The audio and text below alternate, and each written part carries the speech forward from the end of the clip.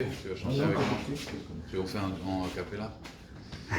Alors, Mincha 19h40, Bezrat Hashem, suivi de Harvit. Donc on compte sur vous, le dimanche on a des difficultés.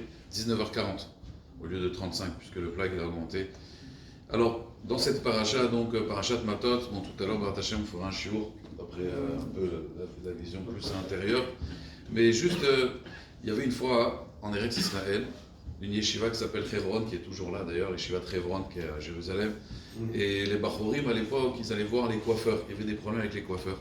Parce qu'ils ne voulaient pas fermer, on faisait fermer très tard leur boutique. Et on sait qu'avant Shabbat, il faut fermer tôt. Alors ils allaient voir chaque coiffeur, chacun acceptait, des fois il fallait négocier. Et puis voici qu'un jour un coiffeur lui il a dit non, moi je ferme vraiment même après l'entrée de Shabbat. C'est ma parnassa, laissez-moi tranquille. Et ils vont lui parler chaque Shabbat.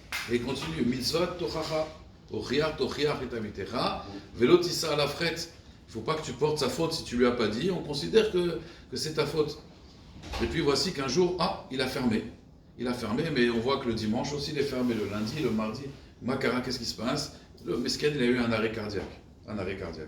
Alors ils sont partis voir le Rav, ils lui ont raconté. Le Rav il a dit, de la même façon qu'il y a une mitzvah de faire une toracha, il y a une mitzvah de faire bikur cholim, il faut aller le voir à l'hôpital.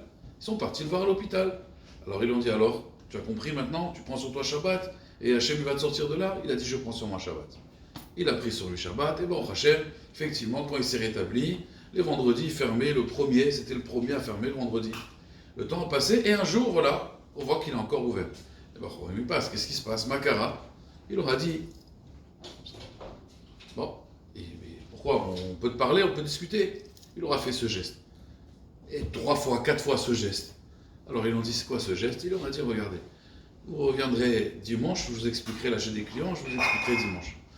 Ils vont le voir dimanche. Et il leur dit, voilà, moi j'ai pris sur moi de faire Shabbat. Maintenant je vais à la synagogue, et je vois quelqu'un parler pendant la tfila.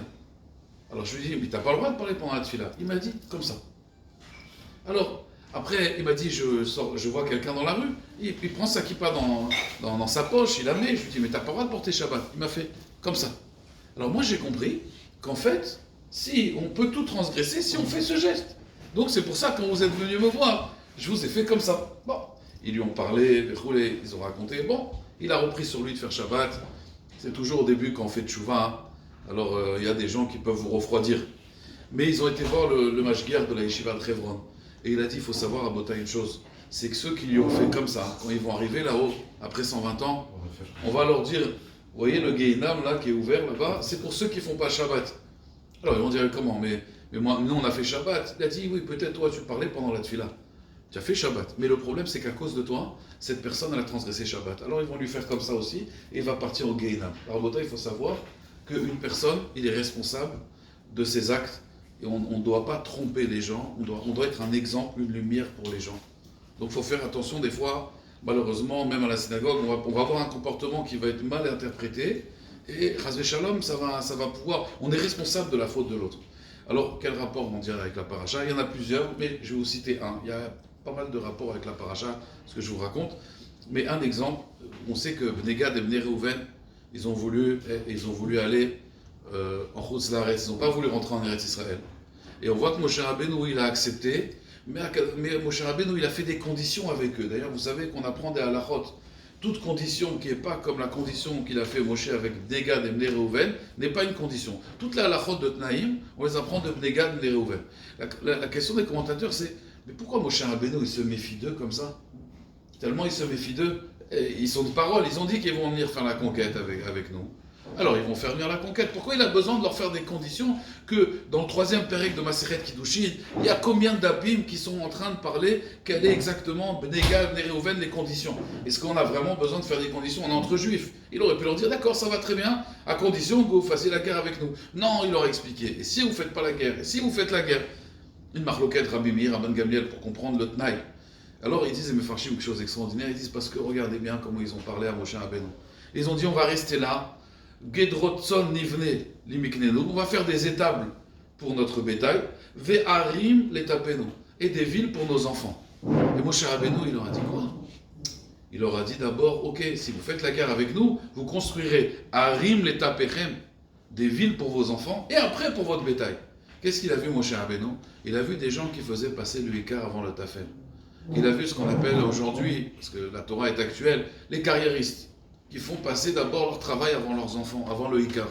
Et bien sûr, le travail avant la Torah et le travail avant le Ikar et le Tafel. Il a dit des gens comme ça, qui font passer d'abord leur intérêt personnel, matériel, avant leur avenir. Vous savez qu'à la maison, on a des trésors, on a des enfants, on a un potentiel de vie. Et si ça, on le fait passer en dernier, ces gens-là, on ne peut pas leur faire confiance. C'est pour ça que Moshe Rabbeinu leur a fait des conditions. Il faut savoir, à Botaï, de la même façon, si on n'est pas un exemple pour les autres, et même pour nos enfants, on sera les premiers responsables, même si à la bar mitzvah, on dit Baruch Shepatrani Me'anjoshelze, ça c'est une bracha extraordinaire, que maintenant je suis pas tour des punitions de celui-là, ça veut dire que si maintenant il tourne mal, c'est plus mon problème, et c'est pas vrai à Botaï. Ça c'est au niveau Mahasid tous les jours. Mais là-haut, là-haut, quelqu'un il va arriver là-haut, il va donner din vechishbon sur ses enfants, sur son entourage. Si des fois, malheureusement, ça a été un mauvais exemple, lui il fait comme ça, il est religieux, alors c'est permis, c'est moutard. Hazvé Shalom, ça, il faut faire très attention. Non seulement on doit nous faire la vodat Hashem, on ne doit pas être un mirchol, on ne doit pas être une embûche pour les autres. Shem Zakenu Bezrat Hashem. Amen.